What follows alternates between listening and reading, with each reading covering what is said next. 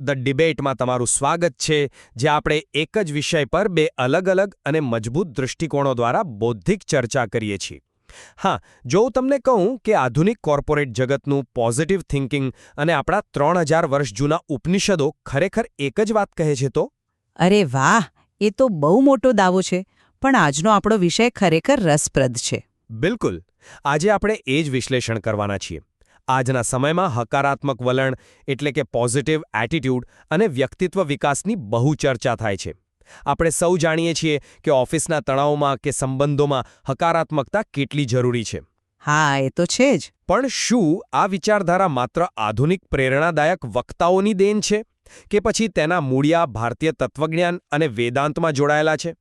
હું આ ચર્ચામાં દલીલ કરીશ કે સ્વામી વિવેકાનંદ જ હકારાત્મક વલણના પ્રથમ અને સૌથી મહાન ફિલોસોફ છે. હા, બરાબર. તેમણે વેદાંત અને ઉપનિષદોના આધારે માનવ મનની અનંત શક્તિઓને સંપૂર્ણપણે વૈજ્ઞાનિક રીતે સમજાવી. તેમના મતે જુઓ, હકારાત્મકતા એ આપણો મૂળ સ્વભાવ છે. અને મારો દૃષ્ટિકોણ એ રહેશે કે જ્યારે પ્રાચીન તત્વજ્ઞાન ચોક્કસપણે મહાન છે, ત્યારે જેફ કેલર જેવા આધુનિક લેખકો આજના માનવી માટે વધુ યોગ્ય, વ્યવહારુ અને ઝડપી ઉકેલ આપે છે. એટલે તમારું કહેવું એમ છે કે આધુનિક પદ્ધતિઓ વધુ સારી છે? હા, મારી દલીલ એ છે કે પૌરાણિક ગ્રંથોની ફિલોસોફી સમજવી સામાન્ય માણસ માટે અઘરી હોઈ શકે છે.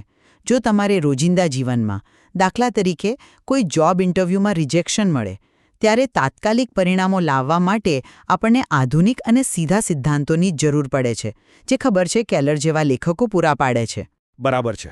પણ ચર્ચાની શરૂઆત કરતાં હું મારી મૂળભૂત દલીલ સ્પષ્ટ કરવા માંગુ છું.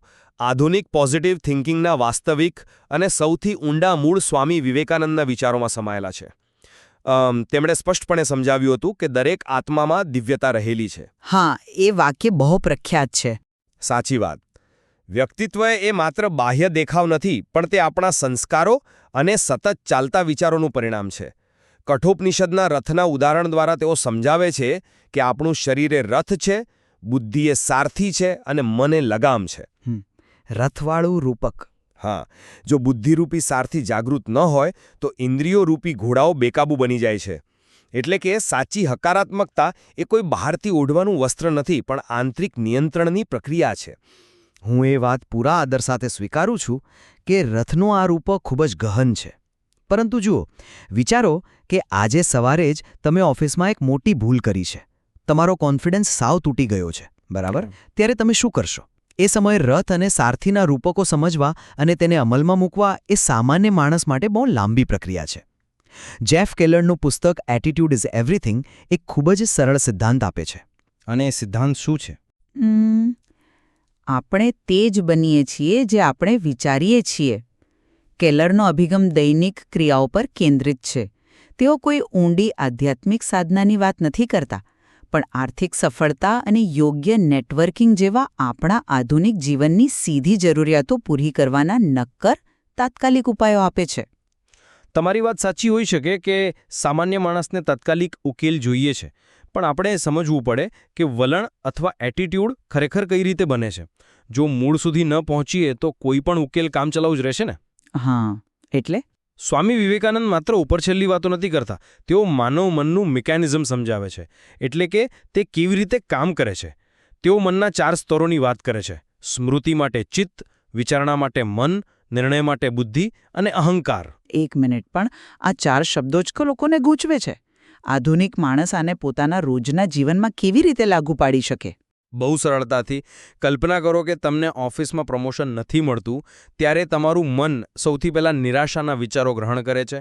તરત જ તમારું ચિત્ત એટલે કે તમારી મેમરી ભૂતકાળમાં મળેલી બધી જ નિષ્ફળતાઓની ફાઇલ ખોલી દે છે. હા, એવું તો થાય છે. અને પછી તમારો અહંકાર ઘવાય છે, ક્યારે મારું અપમાન થયું. અને જો આ સમયે તમારી બુદ્ધિ સક્રિય ન હોય તો તમે ડિપ્રેશનમાં જતા રહો છો. બરાબર. બુદ્ધિનું કામ છે એ સમજાવવાનું કે આ માત્ર એક નોકરીનો હિસ્સો છે, તમારું અંતિમ મૂલ્ય નથી. વિવેકાનંદ સમજાવે છે કે આપણા વિચારો મન પર ઊંડી છાપ છોડે છે, જેને સંસ્કાર કહેવાય છે. કલ્પના કરો કે કાચા રસ્તા પર રોજ એક જ ટ્રેક્ટર ચાલે છે. સમય જતાં ત્યાં ઊંડા ચીલા પડી જાય છે. બસ આવી જ રીતે નકારાત્મક વિચારો આપણા મનમાં ઊંડા ચીલા પાડી દે છે. હકારાત્મકતા લાવવા માટે તમારે નવા અને વધુ ઊંડા હકારાત્મક ચીલા પાડવા પડે.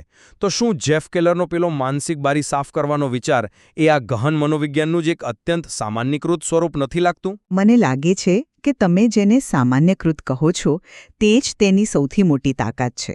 જુઓ, સામાન્ય માણસ માટે મનના આ 4 સ્તરોનું વિશ્લેષણ કરવું અઘરું છે. કેલરનું દુનિયાને જોવાની બારી એટલે કે વિન્ડો ટુ ધ વર્લ્ડનું ઉદાહરણ સચોટ અને અત્યંત વ્યાવહારિક છે. કઈ રીતે? તેઓ કહે છે કે જ્યારે આપણે બાળકો હોઈએ છીએ ત્યારે આપણી બારી એકદમ સાફ હોય છે. આપણને બધે જ શક્યતાઓ દેખાય છે. પરંતુ જેમ જેમ આપણે મોટા થઈએ છીએ ત્યારે લોકોની ટીકા, નિરાશા અને નિષ્ફળતાની ધૂળ આપણી બારી પર જમા થાય છે. જ્યારે માણસ નિરાશ હોય ત્યારે વાસ્તવમાં દુનિયા ખરાબ નથી હોતી, માત્ર તેની બારી ગંદી હોય છે. પણ શું માત્ર બારી સાફ કરવાથી અંદર બેઠેલો માણસ બદલાઈ જાય છે? એ જ તો મુદ્દો છે. કેલર સમજાવે છે કે બારી સાફ કરવી એ કોઈ અમૂર્ત ઘટના નથી. એ એક સભાન અને સક્રિય ક્રિયા છે. તમારે કોઈ જંગલમાં જઈને સાધના કરવાની જરૂર નથી. તમારે બસ એ સ્વીકારવાનું છે કે તમે તમારો દૃષ્ટિકોણ જાતે બદલી શકો છો. હા. અને આ પરિવર્તનની પ્રક્રિયા બિલકુલ વૈજ્ઞાનિક રીતે કામ કરે છે. કેલર બહુ સરસ રીતે ડોમિનો ઇફેક્ટ સમજાવે છે. વિચારોમાંથી શબ્દો બને છે, શબ્દોમાંથી માન્યતાઓ બને છે, માન્યતાઓમાંથી ક્રિયાઓ જન્મે છે અને ક્રિયાઓમાંથી પરિણામો મળે છે. અરે, આ ડોમિનો ઇફેક્ટ સાંભળવામાં સારી લાગે છે, પણ તે વાસ્તવિકતામાં કેવી રીતે કામ કરે છે? માત્ર વિચારવાથી કે બોલવાથી પરિણામ કેવી રીતે બદલાય? તે ન્યુરોલોજિકલ સ્તર પર કામ કરે છે. જો તમે ઓફિસમાં થાકેલા હો અને તમારી જાતને સતત કહેતા રહો કે હું થાકી ગઈ છું, મારાથી આ કામ નહીં થાય, તો તમારું મગજ તમારા શરીરને ઊર્જા બચાવવાનો આદેશ આપે છે. તમારા ખભા ઝૂકી જાય છે, તમે ખરેખર થાક અનુભવો છો. હા, એ સાચું. પણ જો તમે સભાનપણે માત્ર હું મજામાં છું અથવા ટેરિફિક એવું ઉત્સાહથી બોલવાનું શરૂ કરો તો તમારી ફિઝિયોલોજી બદલાય છે. અવાજનો રણકો તમારા મગજને સકારાત્મક સિગ્નલ મોકલે છે. અચ્છા. જેનાથી શારીરિક ઊર્જા અને આત્મવિશ્વાસમાં તાત્કાલિક વધારો થાય છે. આને મનોવિજ્ઞાનમાં એક્ટ એઝ ઇફ સિદ્ધાંત કહે છે. તમે એવો વ્યવહાર કરો જાણે તમે સફળ છો અને તમારું શરીર અને મન તે પરિસ્થિતિ સાથે અનુકૂલન સાધી લે છે. ઉભા રહો, 1 મિનિટ, હું અહીં થોડો અસંમત છું. માત્ર હું મજામાં છું બોલવાથી અંદરનો ખાલીપો કેવી રીતે ભરાય? કેમ ન ભરાય? જો વ્યક્તિ અંદરથી ડરેલી હોય અને બહારથી માત્ર ટેરિફિક બોલવાનો ઢોંગ કરે તો એ લાંબો સમય ટકી શકે નહીં. અહીં જ વિવેકાનંદો કર્મયોગ કેલરથી અલગ પડે છે અને વધુ ઊંડાણ આપે છે. માત્ર ઉત્સાહિત શબ્દો બોલવાથી કાયમી પરિવર્તન ક્યારે આવતું નથી, જો તમારી આંતરિક આસક્તિ દૂર ન થઈ હોય. તો પછી કર્મયોગ આધુનિક માણસને કેવી રીતે મદદ કરે છે? જુઓ, સ્વામી વિવેકાનંદનો કર્મયોગ આપણને શીખવે છે કે ફળની આસક્તિ વિના કર્તવ્ય કરવું એ જ સાચી સ્વતંત્રતા છે. જ્યારે કોઈ માણસ માત્ર પરિણામ પર ધ્યાન કેન્દ્રિત કરે છે, જેમ કે મારે આ ડીલ ક્રેક કરવી જ છે, ત્યારે તે સતત ભયમાં જીવે છે. હા, પ્રેશર તો હોય જ છે. બિલકુલ. જો તમે માત્ર બાહ્ય શબ્દોથી હકારાત્મક દેખાવાનો પ્રયાસ કરશો પણ ચિત્તમાં ભય કે સ્વાર્થ ભરેલો હશે તો તમારી બોડી લેંગ્વેજ અને ઊર્જા એ ભય છતો કરી જ દેશે. વિવેકાનંદ સ્પષ્ટ કહે છે કે આપણા ઊંડા વિચારો એ બ્રહ્માંડમાં કંપન એટલે કે વાઇબ્રેશન્સ પેદા કરે છે. જો તમારા વિચારો પવિત્ર હશે તો તમે એક શબ્દ પણ નહીં બોલો તો પણ તમારી હાજરી માત્રથી લોકો પ્રભાવિત થશે. કેલરનો પેલો એક્ટ એઝ ઇફ અભિગમ તો જાણે એક સ્માર્ટફોનની કોઈ એપ અપડેટ કરવા જેવો છે. જ્યારે વિવેકાનંદ આપણને યાદ અપાવે છે કે આપણે પોતે જ આખી ઓપરેટિંગ સિસ્ટમ છીએ. જો ઓપરેટિંગ સિસ્ટમમાં જ વાયરસ હશે તો નવી એપ ઇન્સ્ટોલ કરવાથી ફોન સરખો નહીં ચાલે. એપ અને ઓપરેટિંગ સિસ્ટમનો આ ઉદાહરણ સુંદર છે, પણ મને તમને એક બીજો દૃષ્ટિકોણ આપવા દો. હા, બોલો. ધારો કે તમારી કારની બેટરી ઉતરી ગઈ છે. ત્યારે તમારે આખું એન્જિન બદલવાની કે ઓપરેટિંગ સિસ્ટમ સમજવાની જરૂર નથી હોતી. તમારે માત્ર એક જમ્પ સ્ટાર્ટની જરૂર હોય છે. અચ્છા, જમ્પ સ્ટાર્ટ. હા, કેલરનો એક્ટ એઝ ઇફ સિદ્ધાંત એ જ જમ્પ સ્ટાર્ટ છે. જ્યારે કોઈ વ્યક્તિ દેવામાં ડૂબેલી હોય અથવા સખ્ત નિરાશામાં હોય ત્યારે તેને કર્મયોગના નિષ્કામ કર્મના સિદ્ધાંત સમજવા કરતાં એક મજબૂત અને સ્પષ્ટ ધ્યેયની વધુ જરૂર હોય છે. પણ શું માત્ર ભૌતિક ધ્યેયો માણસને સાચો સંતોષ આપી શકે? ભૌતિક સફળતા એ કોઈ ખરાબ બાબત તો નથી જ. કેલર ઉદાહરણ આપે છે કે કેવી રીતે વર્ષે ચોક્કસ રકમ કમાવાનું લક્ષ્ય કે રિયલ એસ્ટેટમાં રોકાણ કરવાનું વિઝન વ્યક્તિને હતાશામાંથી બહાર કાઢે છે. જ્યારે કોઈ વ્યક્તિ વિઝ્યુઅલાઇઝેશન કરે છે, ધારો કે તે કેરેબિયન બીચ પર પોતાનું એક સુંદર ઘર જુએ છે, ત્યારે તે ચિત્ર માનવ મનને રોજ સવારે ઉઠવા માટે એક નવી ઊર્જા આપે છે. હા, ઊર્જા આપે છે. પણ સાયકોલોજીના મેસ્લોના સિદ્ધાંત મુજબ જ્યાં સુધી વ્યક્તિની પાયાની જરૂરિયાતો અને આર્થિક લક્ષ્યો પૂરા ન થાય ત્યાં સુધી તે ઉચ્ચ જ્ઞાન કે આધ્યાત્મિકતા તરફ જઈ જ શકતો નથી. કેલર સામાન્ય માણસને એ પહેલું પગથિયું અને મોટિવેશન પૂરું પાડે છે. તમે કેરેબિયન બીચની વાત કરી. ચાલો માની લઈએ કે વિઝ્યુઅલાઇઝેશનથી એ ઘર મળી ગયું. પણ પછી શું? જો મન અંદરથી અશાંત હશે તો એ સુંદર બીચ પર બેસીને પણ વ્યક્તિ ડિપ્રેશન જ અનુભવશે. આ જ તો મૂળ પ્રશ્ન છે. પહેલા પગથિયા પર જ અટકી જવું એ તો માનવ જીવનનો વ્યય છે. હા, અહીં જ અંતિમ લક્ષ્યનો ભેદ સ્પષ્ટ થાય છે. વિવેકાનંદ અત્યંત બોલ્ડ રીતે કહે છે કે આનંદ એ જીવનનું લક્ષ્ય નથી, જ્ઞાન એ લક્ષ્ય છે. એક મિનિટ. આનંદ લક્ષ્ય કેમ ન હોઈ શકે? દરેક માણસ સુખ જ તો શોધે છે.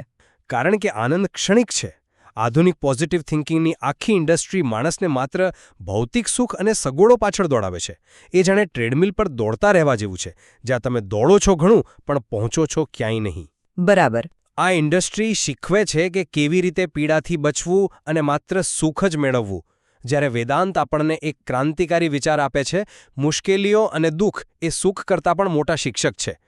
ચારિત્રનું ઘડતર આંચકાઓ સહન કરીને જ થાય છે. વ્યક્તિનું અંતિમ લક્ષ્ય પોતાની અંદર રહેલી દિવ્યતાનો સાક્ષાત્કાર કરવાનું છે, માત્ર એક મોટું ઘર કે સારી કારકિર્દી બનાવવાનું નથી. સાચી વાત. શું માત્ર ભૌતિક સફળતા પર ધ્યાન કેન્દ્રિત કરવું એ દરિયાના એક નાના મોજા પર તરવા જેવું નથી? જ્યારે વેદાંત આપણને એ સમજાવે છે કે આપણે પોતે જ આખો દરિયો છીએ. તે દરિયાની વાત સાચી છે, પણ આપણે એ પણ ન ભૂલવું જોઈએ કે જો સામાન્ય માણસને મોજા પર તરતા ન આવડતું હોય તો તે દરિયાની ઊંડાઈમાં ડૂબી જશે.